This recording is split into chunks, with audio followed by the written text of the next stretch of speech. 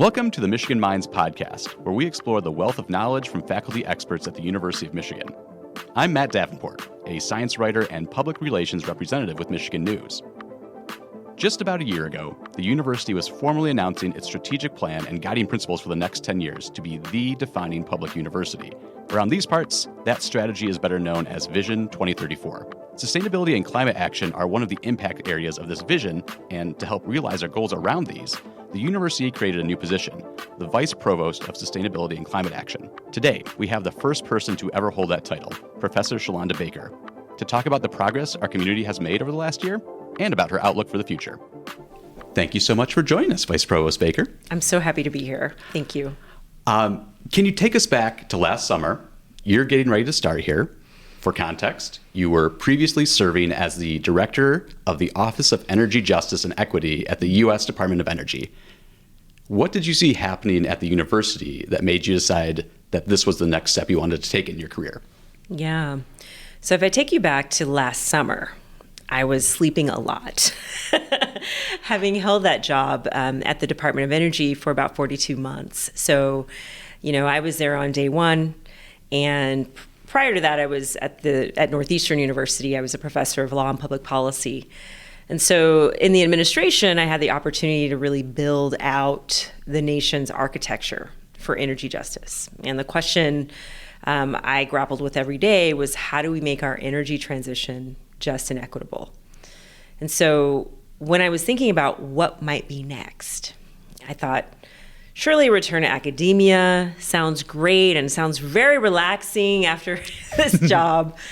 But academia also just holds such promise in terms of its reach. And, we encounter hundreds and thousands of students in academia every single day. We have the opportunity to leverage that contact to really impact the world and the trajectory of our planet. It was a natural continuation for me to leverage the potential impact I could have through the classroom, through working with the best researchers in the world, and to be at a university that is willing to experiment and has stated its ambition as being out front on issues of climate and sustainability. The more I learned about this place, the more I realized, oh, wow, Michigan has some history in these areas and also wants to do more and wants to really put its mark on this moment. What were your top priorities coming in? Obviously, you have to get settled and learn about sort of the organization, but as far as your responsibilities as Vice Provost, what were you wanting to accomplish as your top priorities?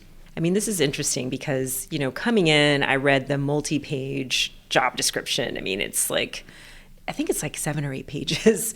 And there are 3 kind of main categories. One is around curriculum. The second is around research, and the third is around community impact. So on the curricular side, I really wanted to begin to kind of create frameworks for students to understand curricular offerings around sustainability and climate. And so one key goal is to create a navigator so students can navigate all the course offerings across campus and understand how much of a sustainability education they're getting. That's a near-term goal. The longer range goal, though, is to think about requirements and how we kind of have a campus-wide requirement. I mean, this is sacrilegious here at University of Michigan, but what would it look like to create a climate or sustainability requirement for every single student so that we know when every student graduates, they're prepared to operate in a climate change world? In the research space, my goal is to accelerate our impact in the world. You come in as a professor, junior professor or postdoc, your head is down, you're working on a project for 5 to 7 years. You pop up after having done the peer-reviewed research, you start your next 5 to 7 year project. And then again, and you do that for your entire career. A lot of times that work doesn't really make it into the hands of policymakers, into the hands of community organizations. So the question is, how do you kind of rewire how we do research to both incentivize folks to work with community members, to work with policymakers, and to make sure that work is making an impact in real time. In the community impact side, I was really interested in, again, sort of lowering the walls of the academy to make the academy more accessible to community members. We have a lot of folks on campus who do great work with community members. We have the Ginsberg Institute. We have, our Tishman Center for Environmental Justice. We have our Sustainability Clinic in Detroit. We have a lot of nodes of community-based work. We have the Herb Institute. Ross, is doing great work with the business community. But there isn't always a front door and a clear front door. So, one of the goals is to kind of make that front door legible. And the other door is to sort of the other goal is to sort of welcome people in and say, we're here in service of communities and we're a public institution. That's one of the great things about the University of Michigan. We're a flagship public university with a public mission. And so we should break down those barriers to make this place more accessible. So, just a few goals. Yeah. Just thinking about it, it's a new position. Yeah. And you spoke about how Michigan is willing to experiment, but people have been doing things a certain way for a while before you came here. What's the response been? How have people been engaging with you and trying to reach these goals? Yeah. So people don't really hire me to kind of maintain the status quo.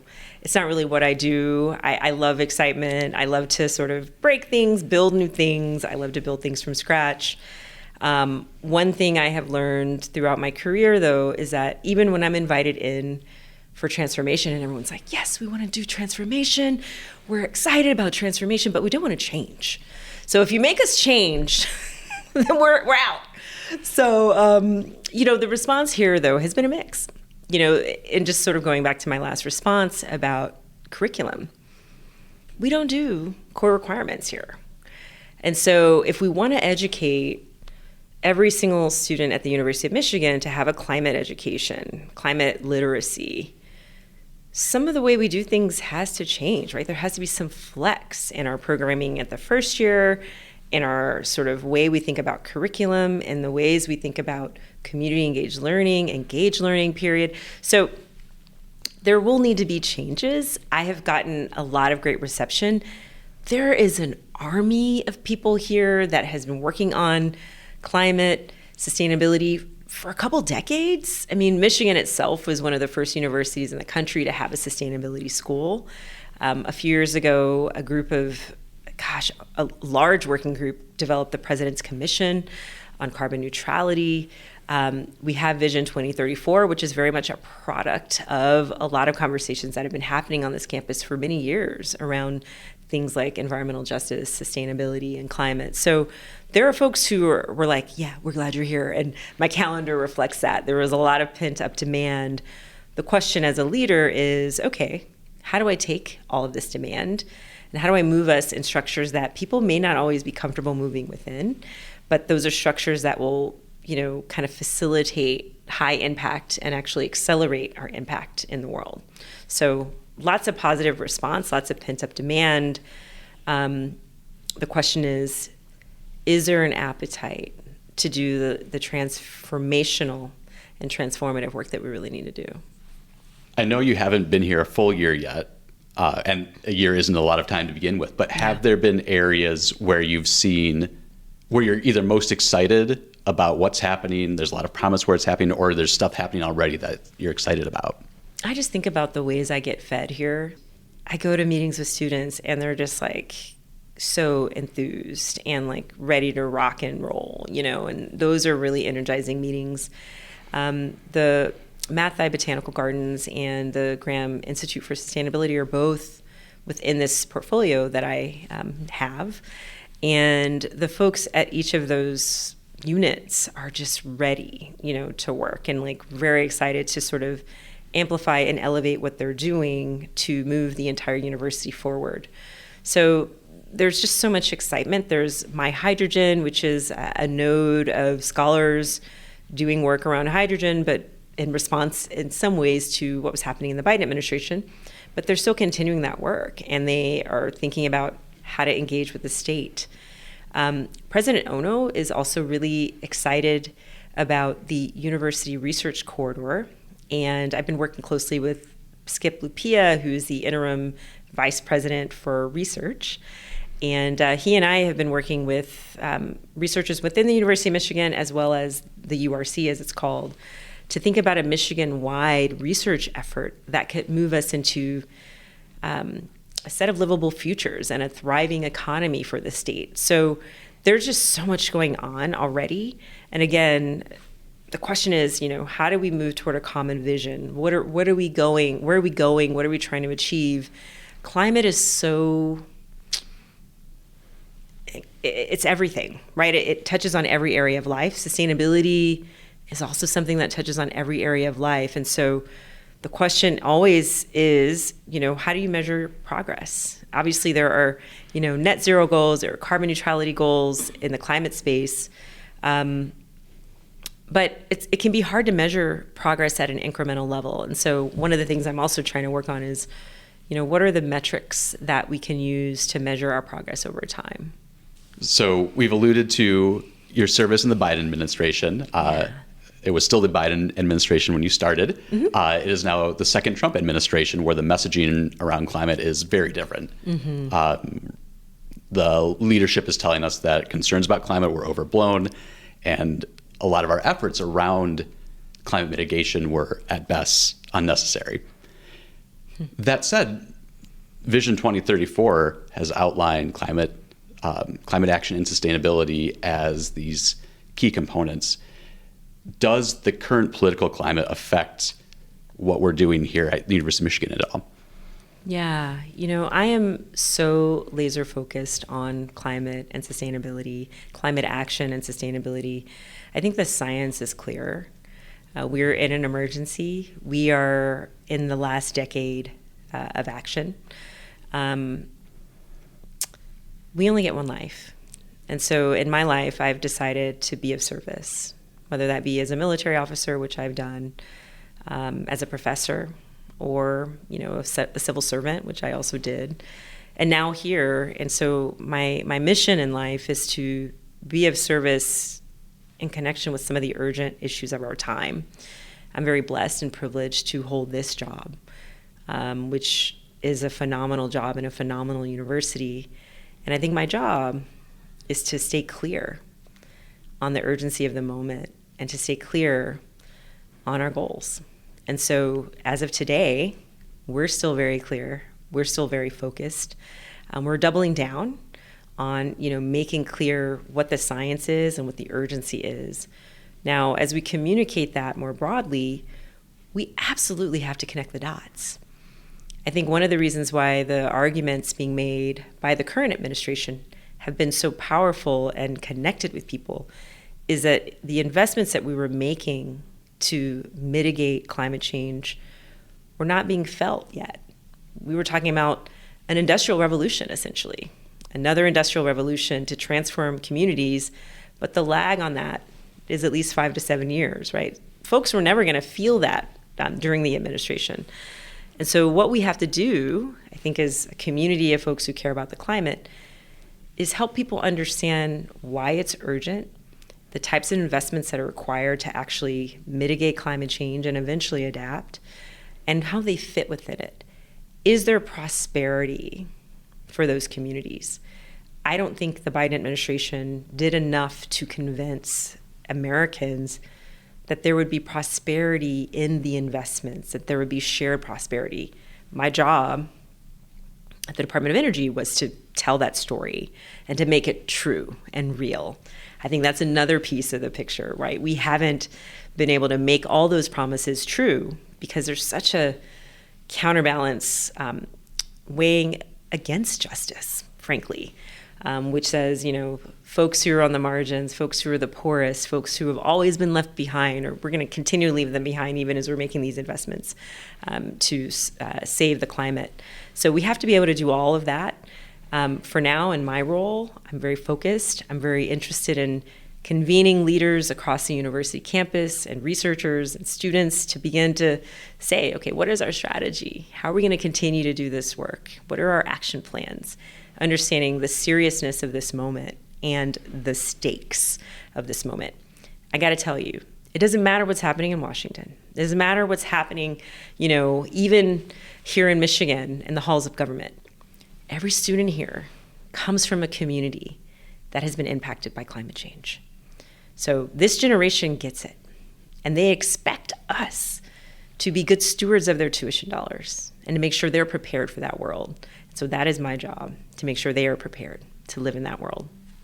We've talked about energy justice, environmental justice, which is another impact area of Vision 2034, not officially part of your title, but it's always been part of what you do. Yeah.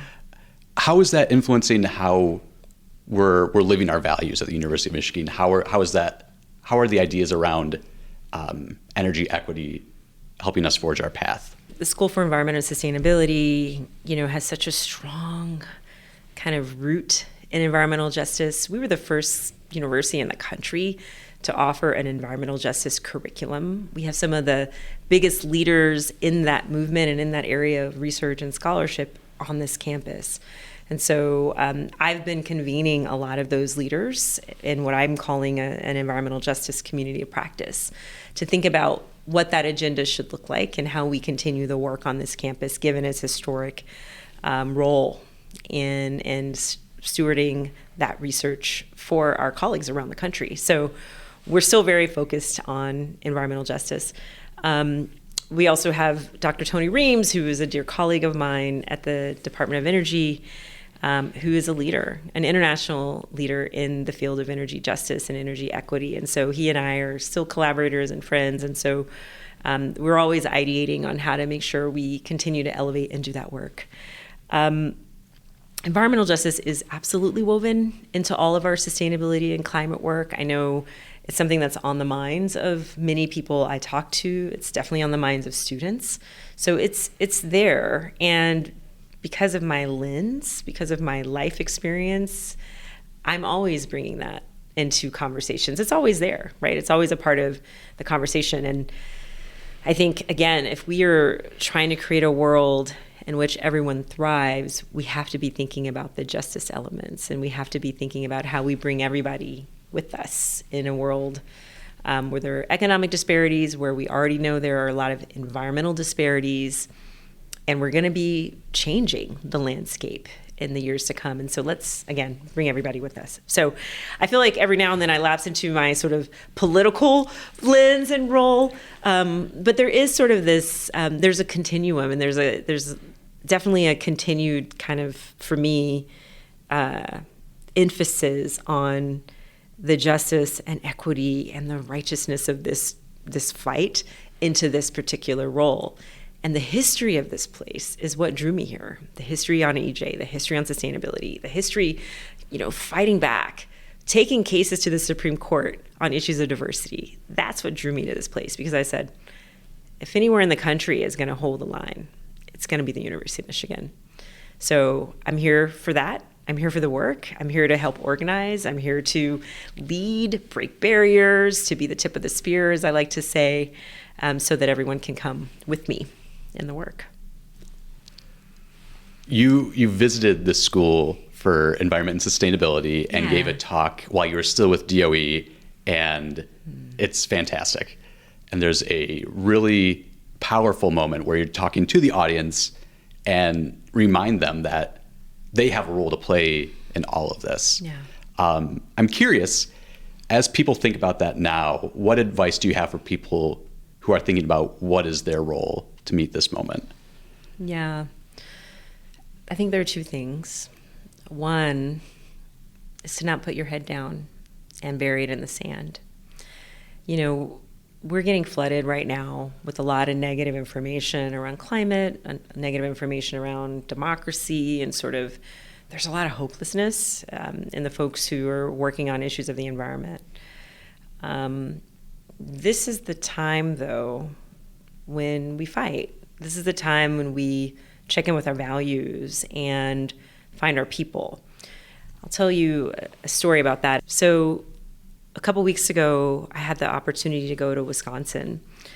I was giving a keynote at a huge conference, and I was nervous because this was not my normal audience of, the willing coalition of environmental people, environmental justice folks, social justice related people. The people I was speaking to are the builders of the world. They're the ones who are doing weatherization and what retrofits in households. They're in the building trades. And I was invited to keynote this conference, but they were almost required to go because it's a part of their continuing education plan. So it wasn't necessarily the folks who were like, we're here to see Shalanda Baker. And I know the politics in Wisconsin. It's complicated. It's a mix of folks. And I thought, how can I tell the story of what I did, but also tell a story that all of us can see ourselves within? Long story short, it was a successful keynote. I was moved by the audience's response. And then afterwards, folks came up to me. You're just like, thank you for your remarks. And then one guy in particular said, I'm trying to organize my community. I want to stay involved. Who's leading? And he looked at me and he was like, who's leading? Do you know anyone who's leading in Wisconsin? And I was like, I think it's you. And he was just like, man, yeah, I think you're right. But the thing is, we all have to lead. You can look to your left and look to your right. We're all here to lead. So no one's going to come and save us. And I think that's scary for some people.